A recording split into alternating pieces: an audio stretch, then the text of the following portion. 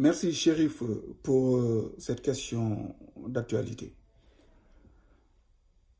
En fait, cette situation en Ukraine est dangereuse et peut entraîner une fatale déflagration mondiale. Rappelons que c'est dans la même aire géographique où se trouvent les deux localités d'où tout est parti pour les deux grandes guerres mondiales. Je vous citer Sarajevo et Pologne.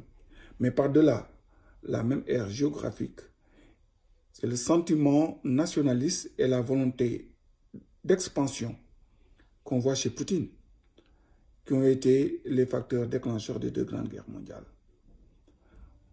Vous savez, à Sarajevo, c'est l'assassinat de l'héritier du trône d'Autriche par un nationaliste serbe qui a été à l'origine de la Première Guerre mondiale. En Pologne, la volonté d'expansion a conduit Hitler à envahir ce pays en 1939, déclenchant aussi la Deuxième Guerre mondiale. Et c'est la même chose qu'on voit aujourd'hui en Ukraine avec l'invasion de ces pays par la Russie. Mais revenons maintenant sur l'invasion de l'Ukraine. Je pense que quelle que soit la stratégie adoptée par Poutine, on verra une guerre par procuration entre la Russie et l'Occident. Et c'est cette guerre par procuration qui risque d'entraîner la fatale déflagration, car même si l'OTAN, pour l'heure, n'envisage pas d'envoyer des troupes en Ukraine, donc d'intervenir militairement, elle est en train de renforcer son dispositif dans les pays qui se trouvent sur la zone rouge de Moscou.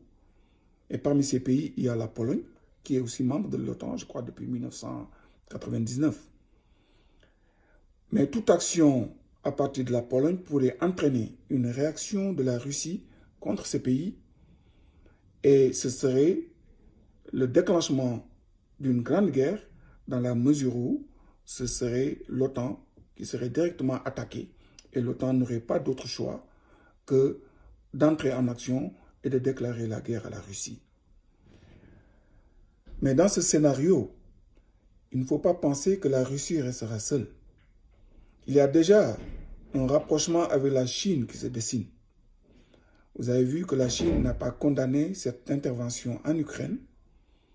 Elle a plutôt parlé d'éléments historiques qui pourraient justifier l'intervention de la Russie.